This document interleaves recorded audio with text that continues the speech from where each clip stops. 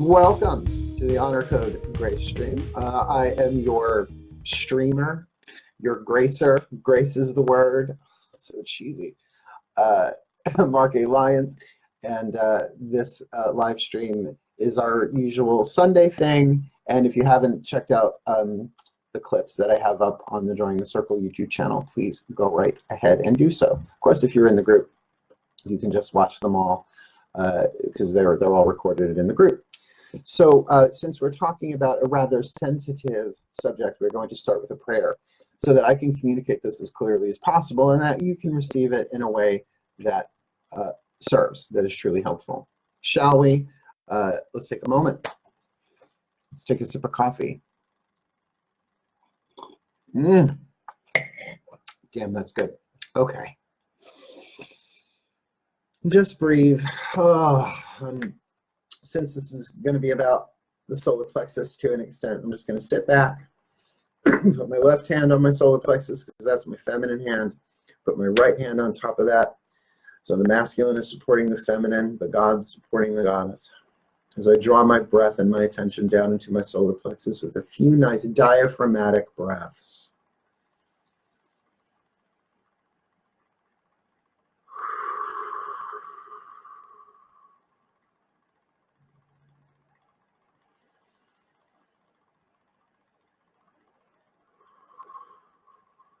Giving the mind a chance to cool down. Giving an opportunity for the nervous system to release a little, coming into the present moment. Coming into the point of personal power, because personal power is always in the present moment.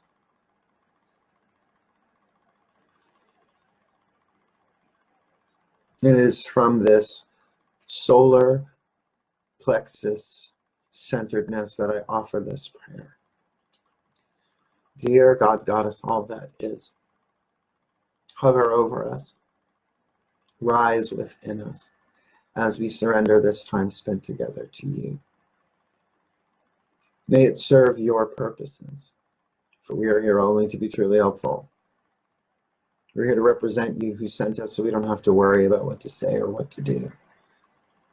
Because you who sent us are directing us, and we are content, happy to go wherever you wish, knowing that you go along with us and that we will be healed as you teach us to heal. In this discussion, please show us what you would have us do, where you would have us go, what you would have us say, and to whom. And let the grace of understanding flow through us now as we open to channel it into ourselves and out into the world. And may we also be gifted with the grace of discernment that we may feel our way to truth, to honor, and to you. Thank you. So mote it be, amen. And just breathe that. Oh, that's soothing. It's better than Pepto-Bismol. So relaxing. So rejuvenating. So hey, how y'all doing? Oh, a lot of y'all been talking. Oh, Jill, I never thought of that, putting one hand over the other. Cool. That's in the new book. You just haven't gotten to it yet. Yeah, I added that last night. Actually, if you're doing these Grace streams, you're going to, when you read the book, you're going to be like, oh my God, he totally talked about that already. I try not to be a spoiler queen, but it happens. So we've got a lot ahead of us today. We started a little bit late because of that glitch, but I will do my best to compensate. And of course, if you got to jump out of the room, jump out of the room. Let's talk a little bit about the honor code. Now, we've already established that we're in the season of Ostara, right? But it doesn't matter when you're watching this. These chakras are always operating, right? But we associate it with, we connect it with, we correlate it to Ostara. So we have the eightfold wheel of the year and the eighth chakra, including the eighth chakra on top. People who've been in this group since the beginning are probably tired of hearing that, but for the new people, it's just good to know, right? So the thing about the solar plexus is its personal power. We've talked about that in a previous stream, and that it really is the seat of where we first get our personal power lessons of self-esteem and boundaries. Now, these two things really correlate to honor code, but I want to just go over them quickly because self-esteem and boundaries are protected by the victim victor archetype. Survival archetype, everybody's got it. Carolyn May, Sacred Contracts, look it up, Google it. It's a read, Martha. It's a lot. It's a lot, the victim archetype, because we all play victim. But do you know that we also always play victimizer? What's the balance to that? And then of those two, what's the balance of victim victimizer to victor, victory, right? Do you overcome? How do you overcome? How do you overcome being victimized? Well, it has a lot to do with self-esteem and boundaries, which always shift and always change. Along with that shift and change of self-estimation as a verb and your boundaries, both as nouns and verb, they're nouns in that you set boundaries with the process of setting them, right, as a verb, is that it fluctuates just as much. Your honor code is always going to change. Now, maybe not minute to minute, that kind of fast change. But as you grow and develop, like everything else, your honor code changes because it is, I don't know which came first, the chicken or the egg. Did boundaries come first and then the honor code? Or is the honor code something really in our soul that over time mutates, shifts, changes, evolves? Our boundaries. Now, I do like to keep in mind, if you talk to your grandparents about boundaries, they thought you'd be talking about the property line, right? Like boundaries, very, very, very external world specific, that we didn't learn our boundaries from our soul directly. They're in there, hidden, but we learned them from our families. When we were too young, little sponges sucked all that stuff up. So of course we adopted a lot of tribal honor code, root chakra stuff, tribal honor code. We will do this, we don't do that, behavior, manners, all that kind of stuff, very, very root chakra stuff. And certainly that can be integrated in the solar plexus in terms of boundaries, in terms of how you want to be honorable in your life. But that is a very solitary road. And in my experience, the only way to learn about setting boundaries and uncovering, if you like, or discovering your own personal power honor code is to be victimized, is to have your boundaries crossed, because sometimes you realize, oh, I did not have a boundary there. So if we can take the idea of a boundary, right, a circle around us, really, if you like, you can even think of it as your energy field, right? That it goes out sort of like a little bit beyond your wingspan, arm span, but like all the way around your body in a big bubble, right? Your energy field. And there are many layers of the energy field as well. There are many different ones, different dimensional planes, but I don't really want to go there. We might talk about dimensions later, but you know it's not my favorite topic. So when we think of an honor code, we can think of it as a boundary that does a couple of things, just like, interestingly enough, a magic circle, a cast circle will do, right? Well, we mostly think of a boundary as to keep stuff out. Brilliant, right? Good place to start. Just like a circle of protection, I conjure thee, O great circle of protection, that you may be for me a boundary between the worlds of the men and the realms of gods, on and on and on and on and on, right? Like I need more coffee.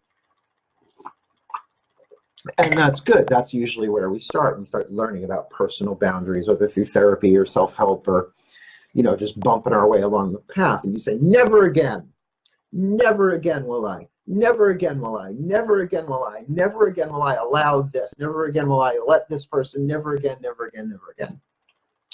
Well, never again is the phrase of the victor archetype, right? Never again. Carve that fucker in stone, except they don't usually stay carved in stone forever. Wind and water, right? Will wear away stone eventually. So that thing of always having to reset them.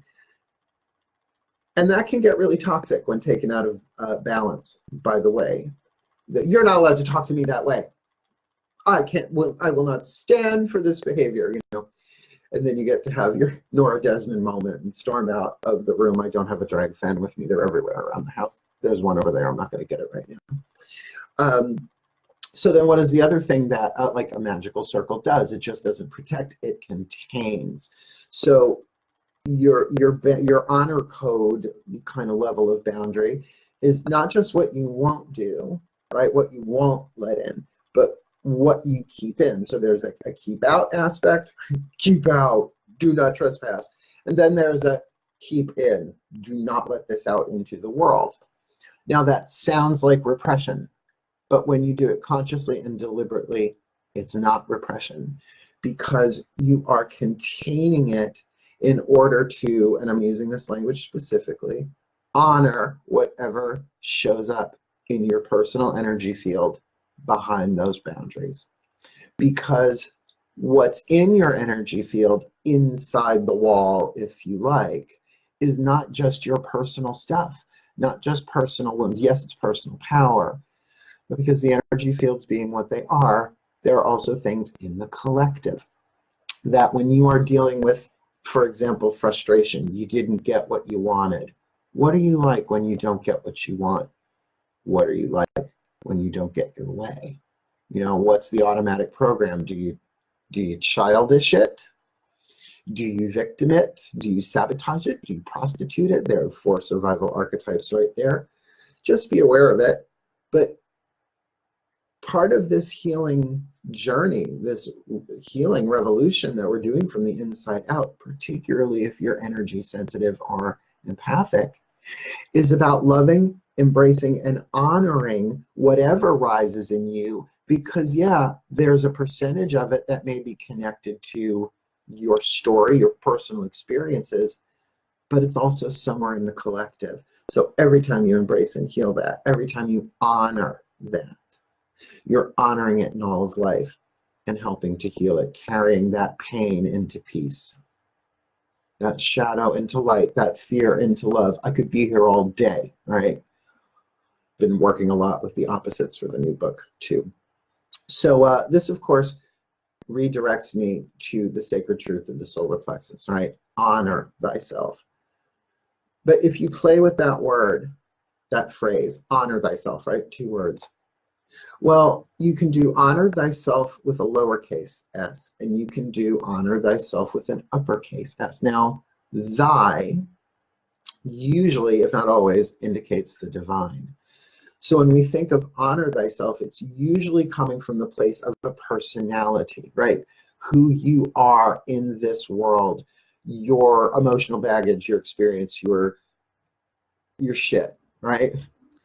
You're coming from that place and honoring the higher self, the divine self, the Christ self, the Buddha self, the transpersonal self, call it higher dimensional self, the 5th dimensional, 6th, 7th, and 10,000th higher self dimensional being, blah, blah, blah, blah, whatever. It's not really honoring it, but kind of is. It's like, I honor that. I honor that what rises here in the solar plexus within the boundary is guidance and grace coming from something other than my personality. Yeah. Grant me the grace to understand that whatever's happening in my solar plexus is happening for me.